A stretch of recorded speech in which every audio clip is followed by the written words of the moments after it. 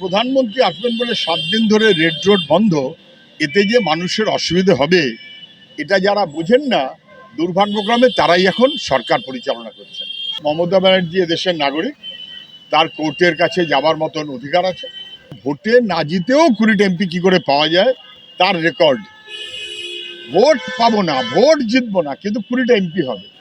যাদের কোনোদিন বিশ্বাসযোগ্যতা ছিল না তাদের কাছে বিশ্বাসঘাতকতার কথা বলে লাভ নেই। তৃণমূল কোনো দল না, লুঠের টাকার কারবার করার পেশা।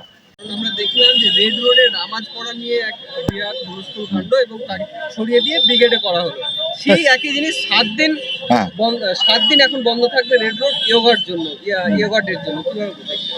যেমন রেড রোড বন্ধ থাকবে যোগার জন্য 7 দিন, এটা খুব ভাবা যায় না। রেড রোডে মানুষের যাতে অসুবিধা না হয় সেই কারণে অন্য প্রোগ্রাম করা যাবে না, কিন্তু প্রধানমন্ত্রী আসবেন বলে 7 দিন ধরে রেড রোড বন্ধ, এতে যে মানুষের অসুবিধে হবে এটা যারা বোঝেন না, দুর্ভাগ্যক্রমে তারাই এখন সরকার পরিচালনা করছেন।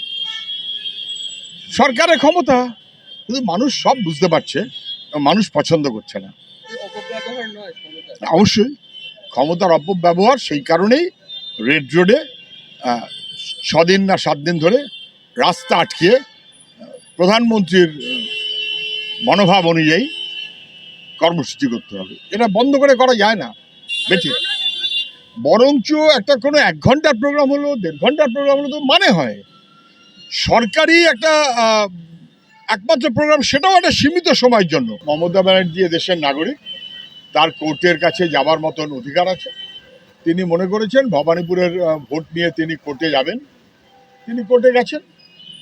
সম্ভবত এর আগে নন্দীগ্রামের গতবারের ভোট নিয়েও কেউ কোর্টে গিয়েছিলেন, কোর্টে যাবেন। সম্ভবত তখনও মমতা ব্যানার্জি গিয়েছিলেন, আমি যদি ভুল না করে থাকি।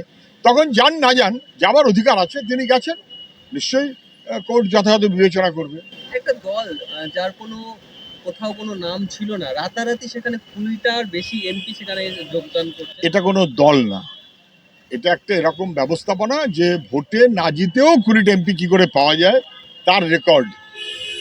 ভোট পাবো না, ভোট জিতবো না, কিন্তু 20টা এমপি হবে। এইটা হচ্ছে এনসিপিআই। আর এটা নিয়ে কোনো সন্দেহ নেই যে তৃণমূল কোনো দল না, তৃণমূল একটা পেশা।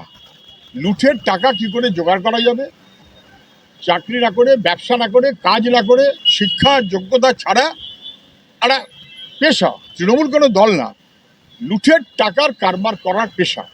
ফলে সে দল, তার কোনো নীতি নৈতিকতার কারবার নেই, ধ্বংস করছে পশ্চিমবাংলাটাকে, এবং সবাই বুঝতে পারছে।